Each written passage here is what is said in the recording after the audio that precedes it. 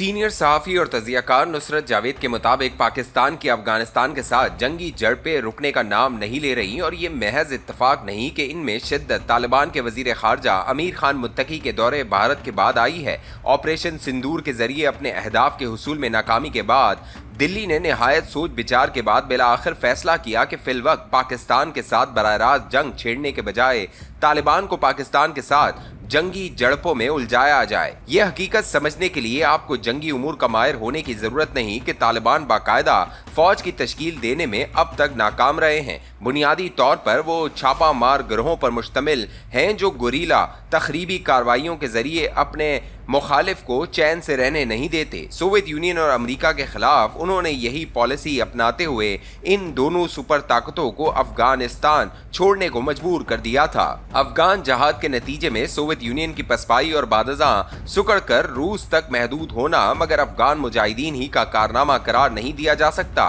पाकिस्तान ने तज़व्वुराती गहराई जैसे अहमकाना तसव्वुर के नाम पर इनका खुलकर साथ दिया। जनरल ज़िया के मार्शल लॉ को वैसे भी जुल्फ़िकार अली भुट्टो जैसे मकबूल रहनुमा को फांसी पर लटकाने के बाद दुनिया से सरपरस्ती और पजीराई दरकार थी। 27 दिसंबर 1969 की शाम कम्युनिस्ट फौजें अफगानिस्तान में दर आईं तो इन दिनों के अमरीकी सदर कार्टर के मुशीर बराए कौमी सलामती ब्रेजेंस्की ने थ्योरी दी कि पाकिस्तान के जरिए मुजाहिदीन की पुष्ट पनाही करते हुए अमरीका वियतनाम में अपनी जिल्लत आमेज हजीमत का बदला ले सकता है। अमेरिका के इत्तेहादी भी इस तसव्वुर के हामी हो गए। कार्टर मगर दुनिया भर में जमहूरियत को तवाना बनाने के वादे पर बरसर इक़्तिदार आया था। इसी बाइस इसके दौरे इक़्तिदार में शहनशाह ईरान के खिलाफ तहरीक चली और वो मुल्क से फरार होने पर मजबूर हो गया।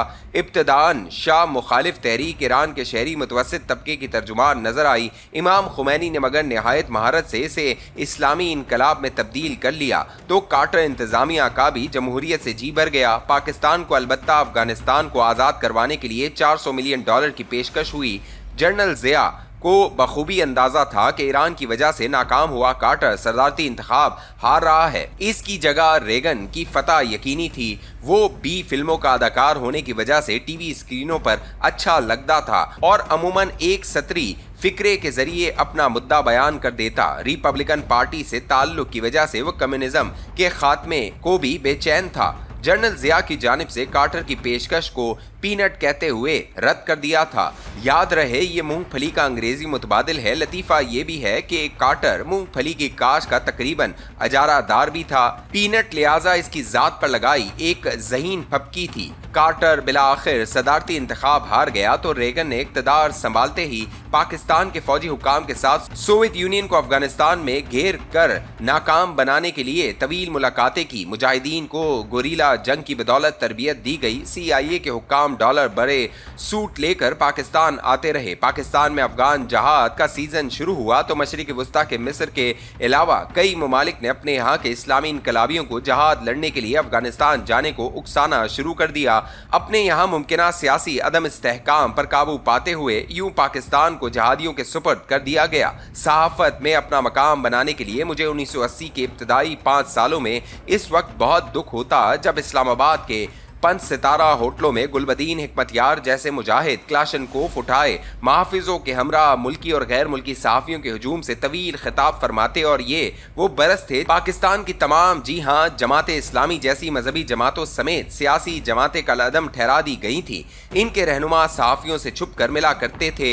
हम इनके साथ हुई गुफ्तगू रिपोर्ट भी नहीं कर सकते थे। पाकिस्तान में सियासत और आज़ादी इज़हार पर कामिल पाबंदी के बावजूद अमरीका और इसके यूरोपीय और दीगर इत्तेहादी पाकिस्तान को अफगानिस्तान से आज़ाद करवाने की जद्दोजहद पर तवज्जो मरकूज करने की वजह से निहायत मोहतरम गिरदानते अपने सहाफ़ती कैरियर की इब्तिदा ही में मकामी ही नहीं आलमी सियासत पर छाई मुनाफिकत की दरियाफ्त ने मुझे हमेशा के लिए उदास कर दिया। सियासत ख्वाह मुकामी हो या आलमी उसूलों से मुबर्रा होती है। मुझ जैसे अहमक मगर दीवानगी में हक व बातिल में से किसी एक का इंतखाब करने को तरजीह देते हैं। हक का इंतखाब करने वाली अमली जिंदगी में हर एतबार से नाकाम रहते हैं। झूठ का फड़ोग फरोग सहाफी को ककपति से लखपति बना देता है। सियासत में हक और बातिल के माबैन नाम नहाद जंग की हकीकत समझ जाने के बावजूद उम्र के इस हिस्से में भी अक्सर गुमा होता है कि कम अज कम फलां गिरोह या शख्स झूठी कहानियां गढ़ने से इज्तनाब बरतेगा। चंद ही दिन कबल मेरा ये गुमा भी मिट्टी में मिल गया। तालिबान के वजीर खारजा अमीर खान मुत्तकी दिल्ली में सरकारी मसरूफियात से फारिग होने के बाद बजरिए कार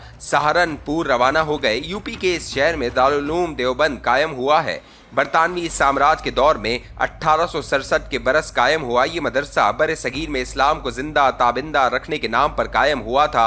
इसके चंद अकाबरीन ने अंग्रेजी इस्तेमार के खिलाफ बेतहाशा कुर्बानियां भी दी। इन दिनों मस्कूरा मदरसे के सदर मौलाना अरशद मदनी हैं, जो दारुल उलूम देवबंद के एक बड़े उस्ताद हुसैन अहमद के खानदान से हैं। मुतवक्किल के इस्तकबाल को वो खुद दारुल उलूम के दरवाजे पर मौजूद थे। तालिबान के वजीर खारजा का इंतजार करते हुए साफियों को उन्होंने निहायत फख्र से आगाह किया कि दारुल उलूम देवबंद ने अफगानिस्तान के अमीर हबीबुल्लाह खान को 1915 में इस अमर पर मजबूर किया कि वो अपने यहाँ हिंदुस्तान की जलावतन आज़ाद हुकूमत कायम होने दे। अमीर हबीबुल्लाह ने जिस हुकूमत को तश्कील होने दिया वो अपनी सरशस्त में मजहबी नहीं सेकुलर हुकूमत थी, क्योंकि इसमें महज मुसलमान ही नहीं शामिल थे। मौलाना मदनी ये बताना भूल गए कि मस्कूरा हुकूमत कायम हो गई तो हमारे यहाँ तहरीक हिजरत का आगाज हो गया। मेरे आबाई शहर लाहौर के कई मोहल्लों से लोग घर-बार, तालीम व कारोबार छोड़कर काबुल की तरफ रवाना हो गए। इनकी अक्सरियत को मगर काबुल तक पहुँचने ही न दिया जाता था।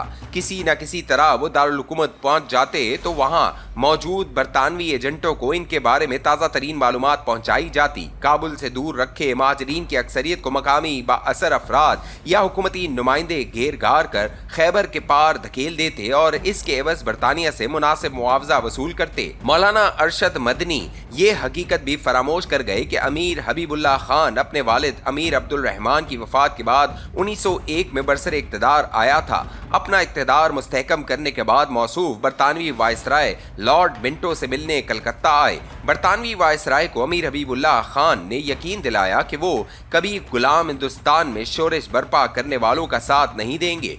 रूस से भी फासला रखते हुए अपनी खारजा पॉलिसी को गैर जानिबदार रखेंगे। इसके एवज बरतानिया मौसूफ को सल्तनत का इस्तेहकाम यकीनी बनाने के लिए माली मुआवनत फराम करता रहेगा। अमीर हबीबुल्लाह खान अफगानिस्तान को जदीद बनाने का ख्वाहिशमंद भी था। इसी वजह से इसके यहाँ हबीबी कॉलेज की बुनियाद रखी और कॉलेज में पहली बार बिजली का इस्तेमाल मुतारिफ करवाया। अफगानिस्तान में तालीमी निज़ाम को फ़रोग देने के लिए इसने दारुल उलूम देवबंद से रुजू नहीं किया था। इसकी जिद्दत पसंद तबीयत के बावजूद अफगानिस्तान दरबार के अमर के नज़दीक वो बरतानिया का 2D शुमार होता था। इसी बाइस लुगमान के करीबी जंगल में शिकार करते हुए वो एक अफगान फौजी के हाथों मारा गया। तारीख शुबा करती है कि इसके कत्ल की साजिश इसके बेटे अमानुल्लाह खान ने इस वजह से तैयार की थी क्योंकि वो खुद तख्त संभालने के बाद अफगानिस्तान को मजीद जदीद मगर बरतानवी असर से आज़ाद करवाना चाहता था।